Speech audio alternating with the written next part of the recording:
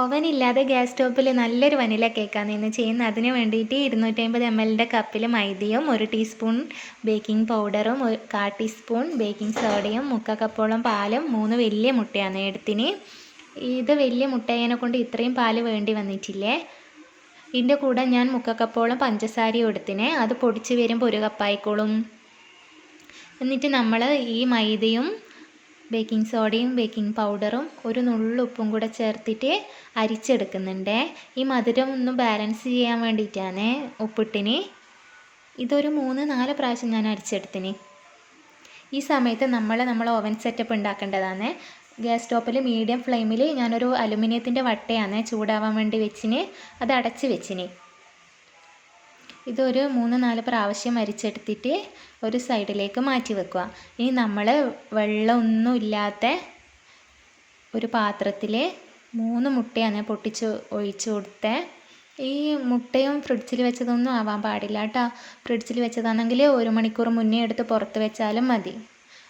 പാലും മുട്ടയും എല്ലാം റൂം ടെമ്പറേച്ചറിൽ ഇരിക്കേണ്ടതാണ്. ഈ പാത്രത്തിൽ ഒരു വെള്ളത്തിൻ്റെ അംശമൊന്നും പാടില്ലേ, അന്നേരം ബീറ്റ് ചെയ്യുമ്പം കൃത്യമായിട്ട് കിട്ടൂല. ഈ മുട്ടേൻ്റെ ഈ ഒരു സ്മെല്ലും ആ ഒരു ടേസ്റ്റും ഒക്കെ മാറാൻ വേണ്ടിയിട്ട് 1 ടീസ്പൂണോളം വനില എസൻസ് ഞാൻ ഒഴിച്ച് കൊടുത്തിന്. അന്നേരം ആ ഒരു സ്മെല്ലും മുട്ടേൻ്റെ ആ ഒരു ടേസ്റ്റും എല്ലാം മാറിക്കിട്ടുമേ. നന്നായിട്ട് ഇതിൻ്റെ ആ ഒരു മഞ്ഞ കളർ മാറുന്നവരെ നല്ലോണം ബീറ്റ് ചെയ്ത് കൊടുക്കുക.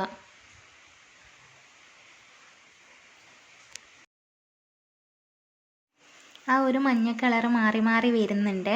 ഇനി നമ്മൾ ആ പൊടിച്ച് വെച്ച പഞ്ചസാരയില്ലേ, അത് മുഴുവനായിട്ടും ഞാൻ ഇട്ട് കൊടുത്തിന്.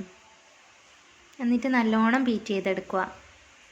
ഈ പഞ്ചസാരയും കൂടി ഇടുമ്പോൾ ആ മഞ്ഞ കളറും പിന്നെ നല്ല ഫ്ലഫി ആയിട്ട് നല്ലോണം പൊന്തി വരും ഈ മുട്ടേൻ്റെ ബാറ്റർ കേട്ടോ.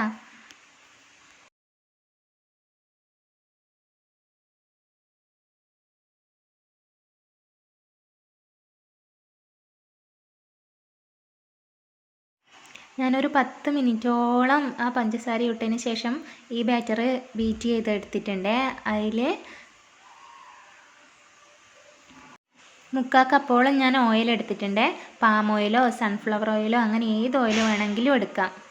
എന്നിട്ട് നന്നായിട്ട് ബീറ്റ് ചെയ്യാൻ പാടില്ല. 1ാമത്തെ സ്പീഡിലിട്ടിട്ട് കുറച്ചൊന്ന് ബീറ്റ് ചെയ്യുക. ഒരു 2 സെക്കൻഡ് 3 സെക്കൻഡൊക്കെ ഇല്ലെങ്കിൽ ആ ബാറ്റർ താഴ്ന്നു പോവുക. എന്നിട്ട് നമ്മൾ ഈ അരിച്ച് വെച്ച് മാറ്റി വെച്ച മൈദ ഉണ്ടല്ലോ, അത് ഇട്ട് കൊടുക്കാം. അത് മൈദ ആദ്യം ഇടുക, പിന്നെ കുറച്ച് പാലൊഴിക്കുക, പിന്നെ മൈദ ഇടുക, പിന്നെ കുറച്ച് പാലൊഴിക്കുക. അങ്ങനെയാണ്. എന്നാലേ ഇതിൻ്റെ ആ ഒരു ബാറ്ററിൻ്റെ കൺസിസ്റ്റൻസി ശരിയാവുമല്ലോ. ഇനി നമ്മൾ ഈ മൈദയും പാലും ഒക്കെ ഒഴിച്ചിട്ട് ഇളക്കുമ്പോൾ ഉണ്ടല്ലോ, കുത്തി അങ്ങ് ഇളക്കാൻ പാടില്ല. അപ്പോൾ ഈ ബാറ്റർ താഴ്ന്നു പോവേ. അതുകൊണ്ട് പതുക്കെ മാത്രമേ ഇളക്കാൻ പാടുള്ളൂ. എനിക്ക് ആ മുട്ട വലുതായതിനെ കൊണ്ട് നല്ലൊരു ലൂസ് കൺസിസ്റ്റൻസി ഉണ്ടായിന് ഈ ബാറ്ററെ. അതുകൊണ്ട് പാലിൻ്റെ അധികം ആവശ്യം വരുന്നില്ല. നമുക്ക് ഇതൊരു ഒഴുകിക്കൊണ്ടിരിക്കുമ്പോൾ മുറിഞ്ഞു വീഴുന്ന ഒരു അവസ്ഥയുണ്ടല്ലോ, ആ ഒരു കൺസിസ്റ്റൻസിയിലുള്ള ഇതാണ് വേണ്ടത്. നല്ലോണം ഒഴുകാനും പാടില്ല, കട്ടിയായിട്ട് മുറിഞ്ഞു വീഴാനും പാടില്ല. അങ്ങനെയാണ് ഈ ബാറ്ററിൻ്റെ ഒരു കൺസിസ്റ്റൻസി.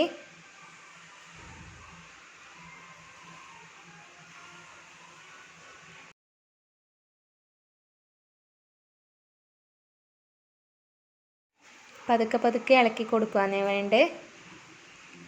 ആ മുട്ടേൻ്റെ ബാറ്റർ അങ്ങ് താഴ്ന്നു പോവാതെ പതുക്കെ ഇളക്കി കൊടുക്കുക.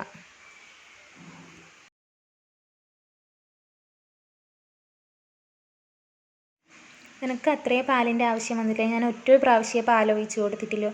ഞാൻ എന്നിട്ട് ഈ മൈദേൻ്റെ ഫുള്ള് അരിച്ച് വെച്ച മൈദ ഫുള്ള് അതിലേക്ക് ഇട്ട് കൊടുത്തിട്ടുണ്ട്.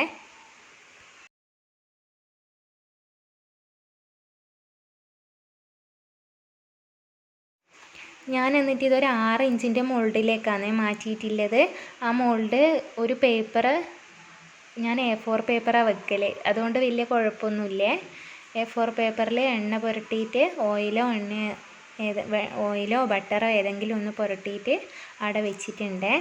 നമുക്ക് ഈ ബാറ്റർ റെഡി ആയിട്ടുണ്ട്. ഇത് ആ മോൾഡിലേക്ക് മാറ്റി കൊടുക്കാം.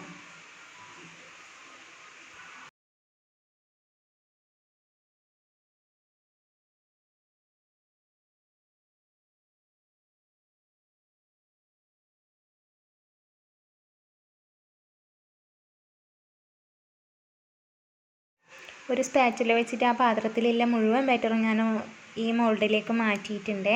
ഇനി നമുക്ക് ഇത് നമ്മൾ ഓവൻ സെറ്റപ്പായ ആ വലിയ അലുമിനിയം വട്ടയിലേക്ക് വെച്ച് കൊടുക്കുക. ഒരു 30 മിനിറ്റ് മാത്രമേ വേണ്ടൂ. 30 മിനിറ്റ് ആകുമ്പോഴത്തേനും സ്മെല്ല് വരും. അപ്പോൾ തന്നെ നമുക്ക് തുറന്ന് നോക്കാം. എൻ്റെ തുറന്ന് നോക്കിയപ്പോൾ ഇങ്ങനെ ആയിട്ടുണ്ട്. ഈ നടുഭാഗം ഞാൻ നോക്കിയപ്പം വെന്തിട്ടില്ലായിരുന്നു. ഞാൻ എന്നിട്ടൊരു 10 മിനിറ്റും കൂടെ വേവാൻ വെച്ചിനെ. അത് വെച്ച് കഴിഞ്ഞപ്പം നല്ലതുപോലെ വെന്ത് വന്നിട്ടുണ്ട്.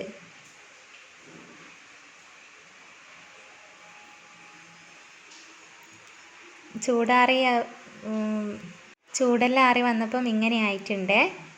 നല്ല ഹൈറ്റുണ്ട്. ഇങ്ങനെ കാണുമ്പോൾ ഹൈറ്റ് കാണുന്നില്ലെങ്കിലും കേക്ക് നല്ല ഹൈറ്റ് ഉണ്ടായിരുന്നു. സോഫ്റ്റ് എന്ന് പറഞ്ഞാൽ നല്ല സോഫ്റ്റ് ആയിരുന്നു. വൈകുന്നേരത്തെ ചായേൻ്റെ കൂടെയൊക്കെ കഴിക്കാൻ വേണ്ടിയിട്ട് നല്ലൊരു കേക്കാണ് ഇത്.